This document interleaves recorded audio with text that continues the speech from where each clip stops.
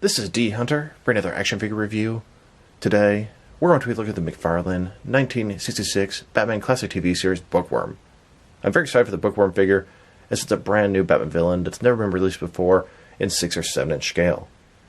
I pre-ordered this guy from the McFarlane Toy Store, utilized the coupon code and bundle discount, and got them all for a little bit less than retail even after shipping and taxes. So let's take a look at the packaging. As you can see at the top, DC, McFarlane Toys, ages 12 plus. Batman, Classic TV Series. Here's Bookworm in the package. He comes with a magnifying glass. On the back, you see the Batcave, Bookworm, and there's his barcode. So with no further ado, let's open him up. And I did get 2 of these figures, one of which to open and enjoy, the other one to keep unopened in my complete Batman-related unopened action figure collection. And I did get the entire wave from the McFarlane Toy Store. Wax Robin from the TV show, Alan Napier Alfred from the TV show, Spacesuit Batman from the comic spin-off, Nightwing from the comic spin-off, and Bookworm from the TV show. I'm glad they're making figures from both the show and the comic spin-off, increasing the 66 universe, and I wonder if one of these figures is going to have a Platinum Chase variant. I guess we'll know pretty soon. Alright, now that this figure out of the package, here he is with all his accessories laid out. He comes with one accessory, which is a magnifying glass, which is perfect for someone who's a bookworm and reads a lot of books. Before I deload all that, let's talk about and check out the figure. So Bookworm is a character that was created for the 1966 TV show. He's made a couple of cameos in the animated show Batman Brave the Bold, and some in the comics.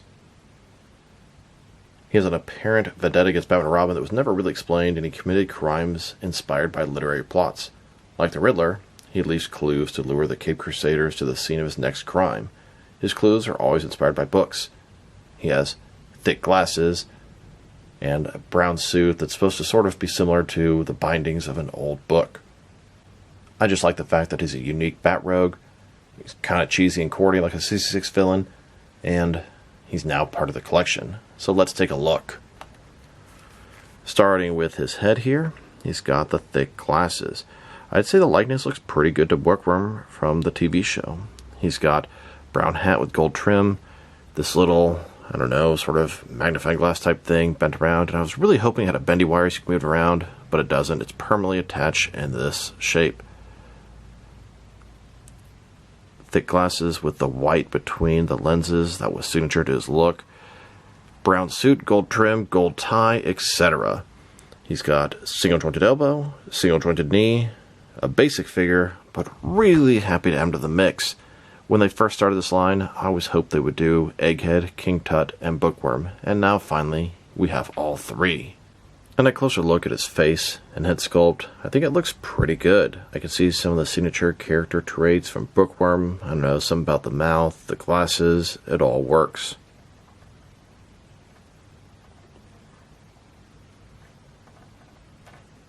Now let's check out his accessory. We have the magnifying glass. I know I have all these books laid out, but none of them came with him. There were just a bunch of extra accessories that I actually have set aside for Bookworm for many years. So he has this magnifying glass here. You can see the handle, and then the top, it actually looks like it functions. You can see the sort of stacks in the library behind it. Pretty cool. Here's Bookworm holding that magnifying glass. Now that we've taken a pretty good look at the figure and his accessories, let's check out his height. From bottom to the top of his head, standing at about 6.1 inches tall, which can translate to 15.5 centimeters. And now for his articulation. Starting with his head, of course, it can rotate from side to side. You can look up and down the tiniest little bit. Can't really tilt his head from side to side. Shoulders on a ball joint goes up way more than 90 degrees. Up, down, around, all that good stuff.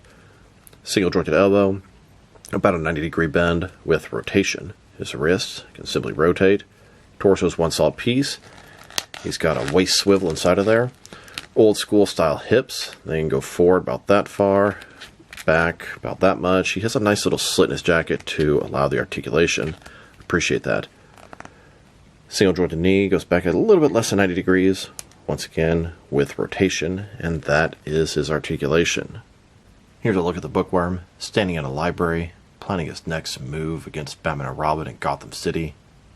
Here's Bookworm in another diorama type setting. This is actually the Wayne Library, but it works good for an all-purpose general library.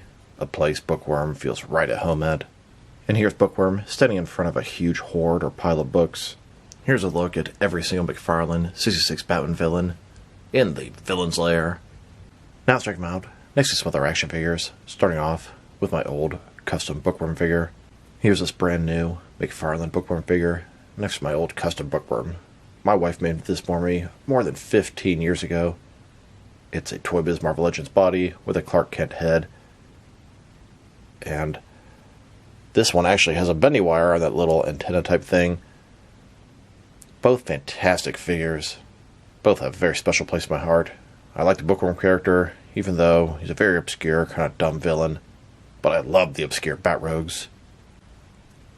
This custom Bookworm even has a magnifying glass, just like the real thing. Very cool. Now let's check him out with some other McFarlane 1966 Batman figures. Here he is with the rest of his wave. We have Alfred, Bookworm, and Wax Robin from the TV show, and then Spacesuit Batman and Nightwing from the 66 comic spin-off.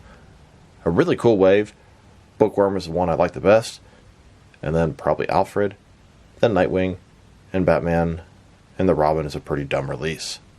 And here he is, next to the recent Entertainment Earth exclusive Blacklight Joker. Then, next to the previous wave of McFarlane 66 Batman figures. These are based off the New Adventures of Batman animated series, which is technically not in the same universe, but is in the same sort of spirit of things.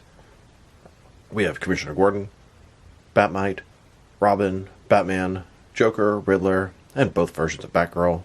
And now, with the wave before that, this consists of the 66 comic versions of Superman, Batman Robot, Joker as Batman, and both versions of Lord Deathman. Here's Bookworm, next to the core group of 66 Batman Rogues, Penguin, Joker, Catwoman, and the Riddler. Here are all the different McFarlane 66 retro villains that they've made so far. Some from the comics, some from the show. Really cool collection. Egghead, Two-Face, Penguin, Joker, Bookworm, Catwoman, Riddler, King Tut, Mr. Freeze, and Lord Deathman. Out of this group, it's only Two-Face and Lord Deathman that are from the comics and were never in the actual show. Here he is, next to Mattel's 66 core Batman Rogues. Here's Bookworm, next to McFarlane's Batman, Robin, and Batgirl. Then, next to Mattel's Batman, Robin, and Batgirl. Here's Bookworm, next to the NECA Adam West Batman. And here, next to Mattel's DC Multiverse Alan Napier Alfred. Now let's check him out, next to some action figures from different various companies, so we can see how he fits in, both scale and style-wise, in case you know which lines you can mix him with. Since he's a McFarlane 66 retro figure, they're typically the 6-inch scale. I'm going to start my comparisons with some of the smaller action figure lines I collect, and work my way larger. Here he is, next to some Jazzwares Fortnite figures, and some SH Figure Arts action figures. And now, with some Hasbro Marvel Legends, and Mafex figures. Here's Bookworm, next to a jar of peanut butter. And here he is, next to some Mattel DC and Mezco figures. Then, with both some Mattel and Jazzwares wrestling figures. And now, with some NECA and DC Direct figures. Next, with some DST or Diamond Select toys, and some Jack-specific wrestling figures. And finally, with some McFarlane DC Multiverse figures. So overall, this is a fantastic Bookworm figure. Sure, he's retro and basic, but I like him a lot. I love the obscure Batman villains, especially ones they've never made figures before. And this line has given us Bookworm, Lord Deathman, King Tut, Egghead, and who knows what else in the future. Bookworm is on my most wanted list for 66 characters since the beginning, and they finally delivered. In addition to that, the figure is pretty freaking cool.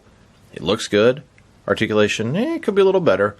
And it comes with at least the accessory, which is a magnifying glass, which is very appropriate and signature for Bookworm. If I were to rate this figure, I want to give him like a 7 out of 10, although I think my enjoyment of him is making me give him a little better score than he deserves. As far as an actual figure goes, probably worth like a 6, but with my enjoyment, I'm going to give him a 7. Very, very pleased with this figure, very happy to have him in the collection, and very happy McFarlane made him. So this is D Hunter. Thank you guys for watching this video. If you liked the video, press like below. If you have anything you want to say about the video, add to the comment section. If you want to see additional action figure reviews from me, press subscribe. I do appreciate when you do that. Once again, this is D Hunter. Thank you guys for watching this video, and I'll talk to you guys real soon.